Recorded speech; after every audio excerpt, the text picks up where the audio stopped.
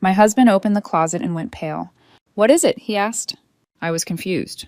What is what? Then I looked closer at what he was pointing at, and my stomach dropped. The next day I found out the truth and did this. Soon I would never speak with my parents again.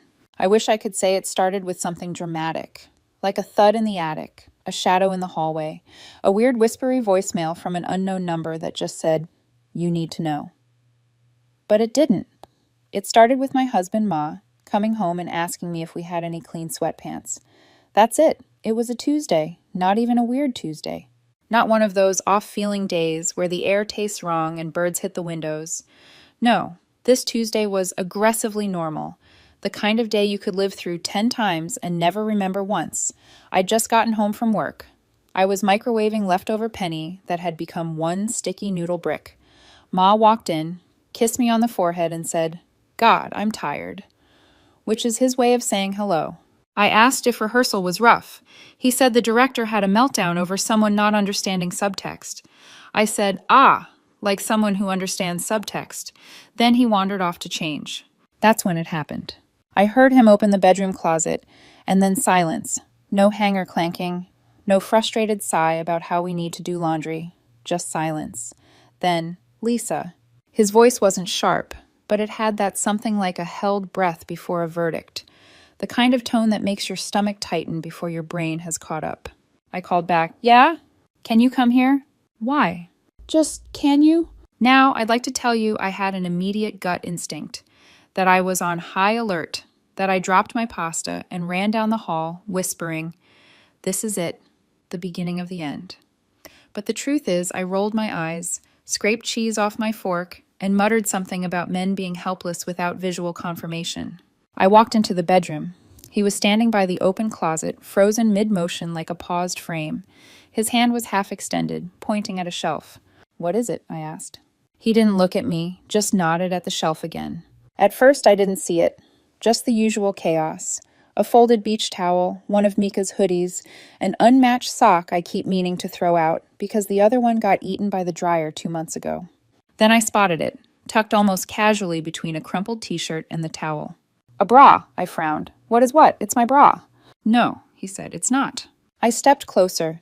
It was pale pink, a little lace along the edge, the kind of color you'd only wear if you expected someone to see it. Not the sports bra for sleeping in type. This was date night lingerie, or performance lingerie, or not mine at all lingerie. I picked it up slowly. The weight of it hit me before the reality did. It was warm, like it had been worn recently. I turned to Ma. "Okay, that's weird." He raised his eyebrows, waiting. I added, "That's not mine." "Yeah," he said. The silence was louder than it should have been. My mind did a few somersaults. The thing is, I'm not an especially tidy person. I'm the kind of person who loses her car keys in the fridge. But still, a bra? A not mine bra that I touched, that I apparently lived next to for who knows how long. I looked at him. "Okay, just to be clear, you found this?" He nodded. "I was looking for my sweatpants." "Right, and you thought it was mine?" "I knew it wasn't." "Oh," I blinked. "Okay, wow, that's observant." "It's 2 cup sizes smaller." I blinked. "Well, thanks for noticing." He didn't smile. I set the bra back down on the shelf, like if I touched it too long it might burn me. My fingers felt strange. Not guilty, not scared. Just wrong, like I'd touched something alive without meaning to. My first irrational thought, maybe it's old, from a previous tenant. Maybe it got wedged into the back of the closet and worked its way forward like a time-traveling accusation. Except this wasn't some abandoned attic relic. This was fresh, used, not dusty, recently placed. I turned to Ma. "I swear I don't know where that came from." His jaw tightened like he wanted to believe me, but wasn't sure if he was allowed to yet. I hated that look. Not because it hurt, but because it made me feel like I was already losing something and didn't even know what it was yet. We stood there for another moment. Then I tried to make a joke. Maybe someone broke in and left behind a calling card, like a reverse lingerie bandit. He didn't laugh. I gave up and walked back to the kitchen, trying to focus on the pasta. Dinner was quiet. Mika stabbed at his food like it had insulted him. I chewed mechanically and tried not to make eye contact with the bra in my peripheral memory. Halfway through, he looked up and said, "Are you experimenting?" I blinked. "What?" "You know what I mean." "No, I really don't." He pushed his plate away. "I found stuff that isn't yours. What am I supposed to think?" I stared at him, the pasta going cold in my mouth. You think I'm cheating? He didn't answer, just stared. I dropped my fork. Okay, seriously? You found a woman's bra in our closet and your first thought is me? Still silence. I stood up. If anyone should be asking questions, it's me. I mean, you're the guy in this equation. He looked up. Then why don't you seem more upset? I opened my mouth, but nothing came out. He had a point. I wasn't angry. I wasn't panicked. I was off balance, like someone had swapped out my life for a slightly warped version and dared me to notice. So I just stood there and said nothing. And Ma looked at me like I'd already confirmed the worst. There are few things more cursed than doing laundry when your marriage is under investigation. You don't realize how many suspicious articles of clothing you own until you start pulling them out of a dryer like a detective dusting for prints. Every sock becomes a question. Every lace edge becomes a threat. It was the next day. I'd barely slept. Ma and I were still talking, but our conversations had developed that weird, passive-aggressive rhythm where everything sounds normal if you only read the subtitles. I was sorting laundry in the kitchen, half drunk on cheap red wine and bad vibes, when I found it. The slipper. It was wedged under a crumpled hoodie I didn't remember washing. Small, powder blue, fuzzy, with one of those decorative bows that says someone owns a pink hairdryer and calls their dog Sweetie. Not mine, it wasn't even close. I held it up like a piece of roadkill, already knowing it was trouble. The sole was worn, the inside matted. Someone had definitely worn this recently, possibly while watching Netflix and plotting my personal downfall. I didn't have time to think. I heard the front door close. Footsteps. Panic is such a stupid reflex. I should have just walked out, handed it to Mika, and said, "Look, more weirdness. Your turn to spiral." But no, I panicked like a teenager caught smoking in the garage. I shoved the slipper behind my back. Ma walked in. He looked at me, then at the laundry, then at my very unnatural stance. "What are you hiding?" I gave him my best Humi face. He didn't buy it. He stepped closer. I pulled out the slipper like it was a weapon I was surrendering. He stared at it, then at me, then said softly, "Yeah, I knew it." I didn't know what to say, so I tried the truth. "I don't know where it came from." He didn't yell, didn't even sigh. He just left the room. And somehow that was worse. I stood there, holding the slipper, heart pacing, but mind dragging behind. I wasn't getting answers from Ma, and I didn't trust myself to untangle the logic alone. So I went upstairs. My mom was hunched at the dining table, scrolling with her reading glasses on and a look on her face like the news had personally betrayed her. She glanced up when I came in. "What's that?" I set the slipper down in front of her. She gave it a quick once-over. "Yours?" "No." She tilted her head. "Laundry mix-up." I stared at her. She looked back at me. I sat down. "It's not mine. It was in the laundry basket. Yesterday Mika found a bra in our closet, also not mine." Her eyebrows lifted just slightly. She leaned back in her chair like she was settling in. "And you're sure it's not some old thing you forgot you had?" "It was the wrong size." She nodded like that confirmed something. For her, not for me. "Has he been acting strange lately?" she asked. I frowned. "No." "Well," she folded her hands, "maybe not strange, but distant, preoccupied. You said yourself he's been stressed." I narrowed my eyes. "Wait, are you saying you think he's cheating?" She hesitated. Not long, just enough to pretend she had reservations. I didn't want to say anything, but I did see something a few weeks ago. I blinked. "What?" "I came home early. I forgot my charger. You weren't here." My stomach dropped. "And I saw him in the living room, with someone." I stared. "With who?" "I don't know. A woman. She was young. Dark hair, I think. Or maybe light brown. I didn't get a good look." "And you didn't tell me?" "I didn't know how," she said.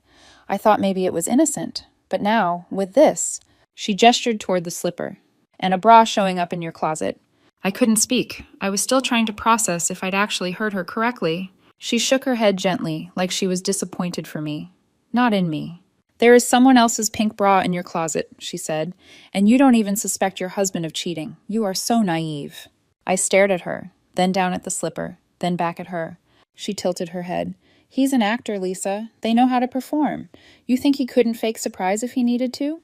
I stood slowly. She didn't move. "You're too trusting," she said. "That's always been your problem." I turned and walked out without another word. And for once, I didn't feel guilty about it. Outside, I walked. No plan, no jacket, just motion, just needing the house and everyone in it to be smaller behind me. My brain was spinning in a loop. He's not cheating. But what if he is? No, he's not. But she sounded so sure. And then, just as I rounded the corner of our block, something my mother said replayed in my mind. A line, a detail, a thing she shouldn't have known. I stopped, dead in my tracks. Wait, how did I not notice something? She said, it hit me, and it changed everything. It's strange how your brain starts rewinding when you're trying to make sense of something that makes no sense. Here's the thing about my childhood. It seemed normal, mostly. There were bike rides, cartoons, soggy grilled cheese. I had a sister, Sienna, 2 years older. People said we looked alike, but we didn't act alike. She was louder, brighter.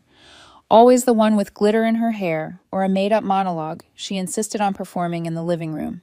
I was the quieter one, the observer, the kid who could entertain herself with a notepad and a pack of markers for 4 hours straight. Sometimes I thought Sienna was the favorite, but I could never prove it. It wasn't blatant, just a little tilt in the way they looked at her. A quicker reaction when she cried, a few more photos on the wall. Maybe I was imagining it. Or maybe it was just the gravity of her personality, the way she pulled attention to herself without even trying. But when the first real break happened, it wasn't subtle. It was college. Sienna got into a private acting school in the city, the kind with velvet seats and tuition that required a kidney. My parents didn't blink. They paid for it. All of it. Tuition, books, housing. They co-signed a loan. Talked about it like funding her dreams was the most important thing they'd ever do. 2 years later, I got accepted into a finance program. Not flashy, not artsy, just solid. I showed them my letter. They said, "Congratulations." Then they said they were sorry. There was no money left, not because they didn't want to help, just because Sienna's dream had emptied the tank. I said it was fine, that I'd figure it out. And I did. Scholarships, 2 jobs, student loans. I graduated on time. No party. No family photo in front of the building. They didn't even ask about my final project. Meanwhile, Sienna was still between productions, and they were still paying for her headshots. Eventually, I got a job, a real one. Numbers, benefits, a desk with a drawer. I saved. I hustled. I bought a house. Not a palace, but it was mine. No one helped. No one offered. Then, by accident or fate or some terrible cosmic joke, I met Mika. Through Sienna, of course. He was doing a stage piece with her at some tiny black box theater. I'd gone to watch, mostly because I hadn't seen her in a while, and partly because I was hoping she'd stop asking for money if I supported her art. He wasn't hers. Let's get that straight. They were never dating. But she had a thing for him. That much was obvious. She mentioned him more than anyone else in the cast. Said his timing was brilliant, that he was underrated. And then she got weird when he and I started talking. Even weirder when we started dating. She didn't say congratulations, she said, seriously? Then she cried to my mom for 3 hours about betrayal. I wasn't sure who betrayed her or why. But from that point on, the roles were set. I was the thief. She was the wounded artist. And my parents, predictably, backed her version. Ma and I stayed quiet. Focused. We got married. Not a big wedding. No dance floor drama. Just vows and a backyard and a couple of bad suits. My mom still brings up how she wasn't seated near the cake. A few years later, they lost their house. Of course they did. Some combination of bad investments, health bills, and what I suspect was a second round of tuition for a master class Sienna needed to take in New York. They moved in with us, upstairs. The word temporary was used a lot in those first few weeks. Just until we get back on our feet. Just until we figure things out. They've been here almost 2 years now. They take up space quietly like fog. My mom works part-time online. My dad does odd warehouse shifts. They're around, always around, floating upstairs, walking past Mika like he's an unpaid intern in his own house. They never outright insult him, but they'll ask questions that feel like corrections. You're still doing theater, huh? Do you ever think about something more stable? And to me, wouldn't it be easier to be with someone who shares your world? I used to laugh it off. Mika did too. But after a while, you start to feel it. Like sleeping in a bed with a stone under the mattress you can't quite find. Then came the play. Sienna and Mika were both cast in a new local production, historical drama, candlelight, tight costumes, bad accents. I told myself it was fine, that it was a coincidence, that they were professionals, that I trusted him. And I did. But my stomach said otherwise. My mother's reaction didn't help. She lit up like someone had just told her there was going to be a royal wedding. Sienna acted neutral, which for her meant trying not to look smug.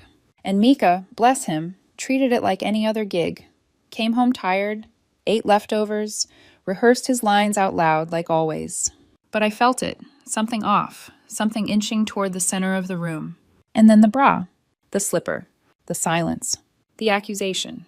And then that sentence, that one line my mother said in passing like it was obvious, something she shouldn't have known. She said, "There is someone else's pink bra in your closet, and you don't even suspect your husband of cheating." That's what she said, right? That was the line. Except I'd never told her it was pink. Not once. Not even close.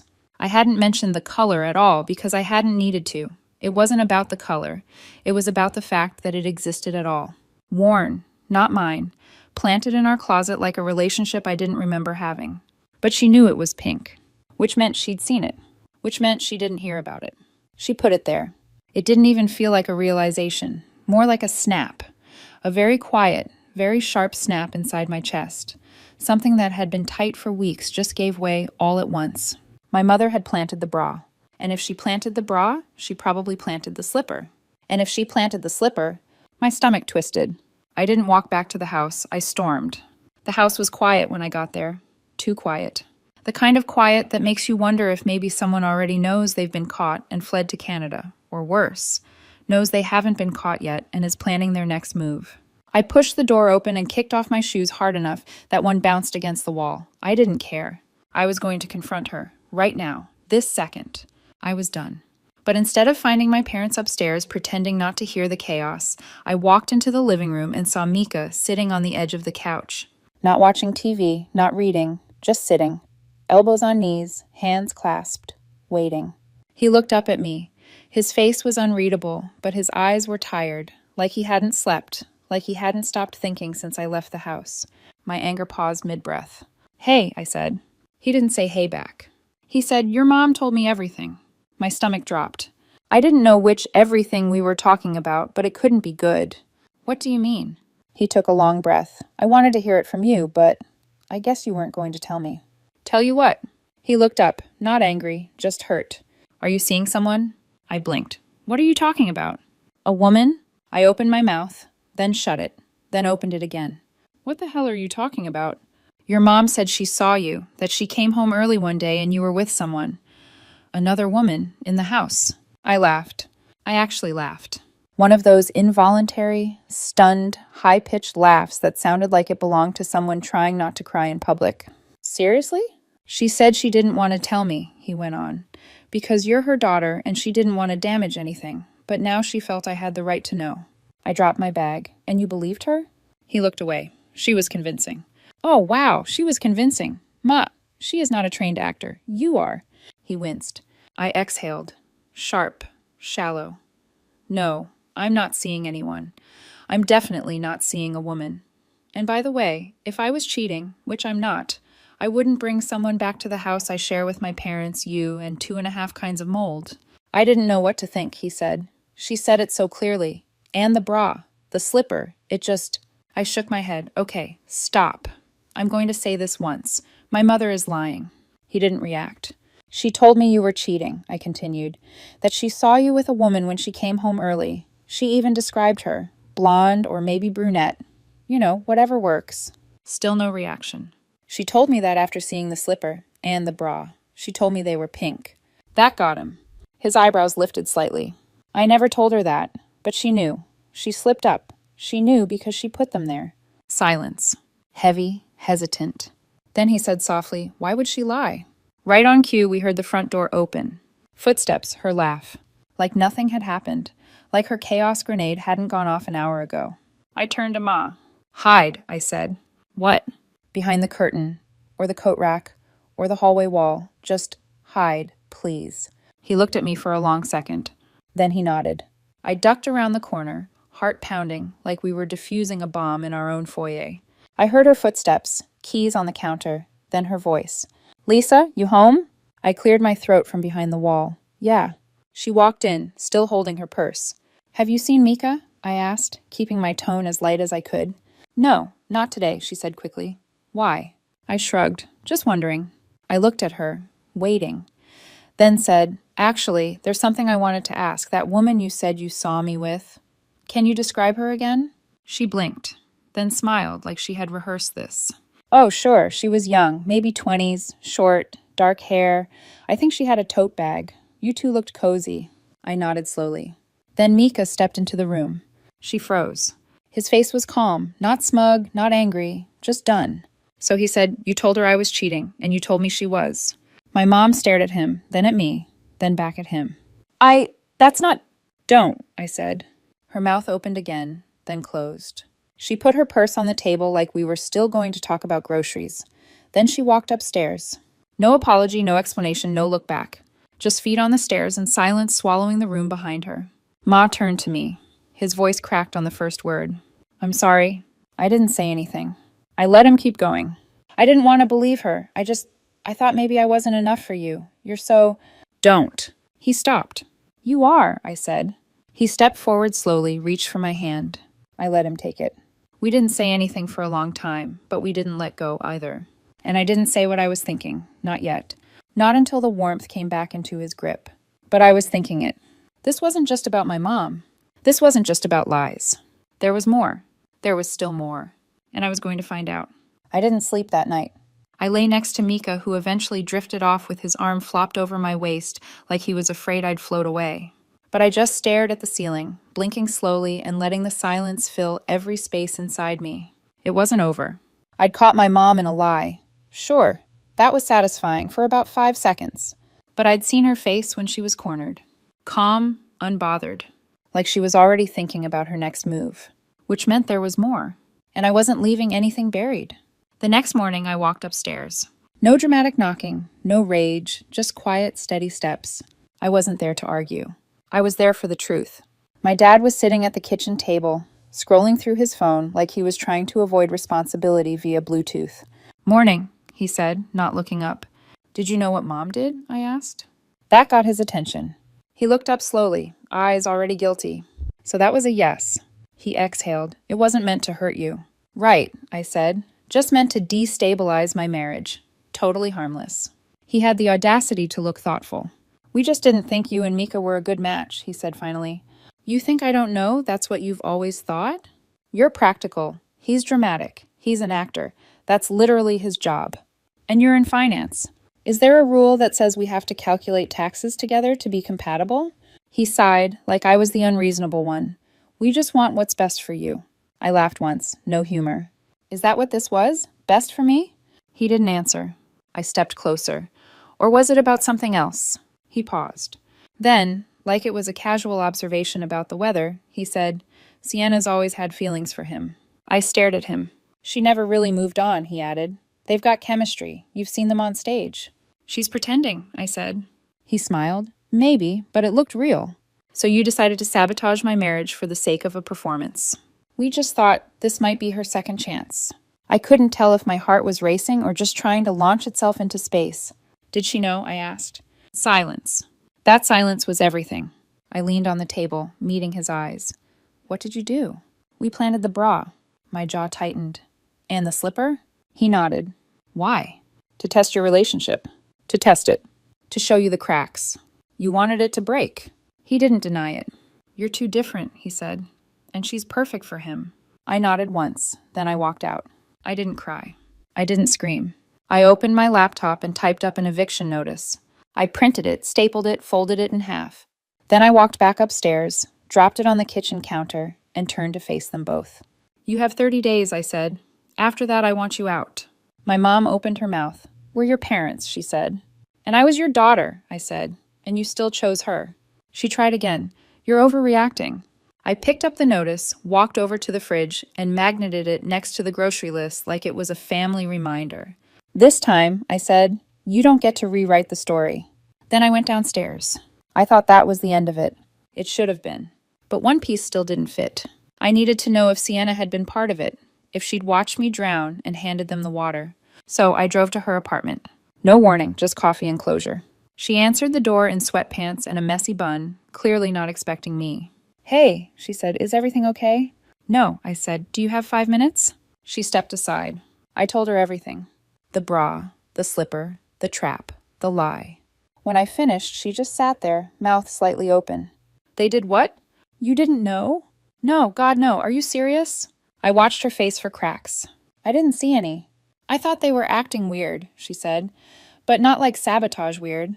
I exhaled. Then she said, I'm actually seeing someone. I blinked.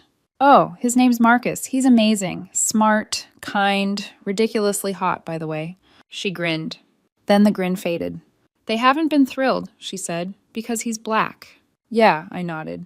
They haven't said anything outright, she went on, but they've been hinting passive stuff, asking if we're really compatible, if I've thought long term. Then she looked at me, eyebrows pinched. And lately they keep bringing up Ma out of nowhere, like, remember that scene where you kissed on stage? Like it meant something, like it wasn't blocking. It all clicked. They weren't just trying to wreck my marriage. They were trying to rewrote it. They couldn't accept her boyfriend, so they tried to shove Mika back into the picture. My husband, their backup plan. I stood up slowly. You didn't do this, I said, but they did it for you. Sienna nodded. I'm sorry, she said. Me too. And for the first time in years, I didn't feel like her enemy. I just felt tired. Later, I stood in my kitchen. Ma came in behind me, wrapped his arms around my waist, rested his chin on my shoulder. Hey, he said. Hey. We didn't say anything else. There wasn't much left to say. But in the silence, something new started to settle. Not peace, not yet, but distance from them. And maybe that was enough. Fast forward a few months. My parents are gone, moved out. Boxes and baggage and all. I went no contact. Blocked their numbers, emails, group chats, even the Spotify account we used to share. I don't care if they miss their playlists. I miss having parents who didn't lie to my face. They've tried to reach out a few times. Subtle stuff. A forwarded article, a voicemail about an upcoming birthday, a text that said, we miss you. Like it hadn't been a targeted missile last time they spoke to me. I didn't reply. I don't plan to. The funny part? Sienna barely talks to them either now. After everything they did, the manipulation, the sabotage, the not-so-subtle racism, even she backed off. They supported her for years, poured money into her career. But apparently, even golden children have a line. She's not fully no contact like me, but she keeps her distance. She says they drain her, which might be the most diplomatic way to say, you people tried to rearrange two lives without consent. But here's the thing I didn't expect. Sienna and I, we're good now. Actually good. She and Marcus are still together. Serious now. They moved in. He's great. Funny. Grounded. Makes her laugh like she used to when we were kids. And us, we talk more. We share things. We're rebuilding something that was never fully there to begin with.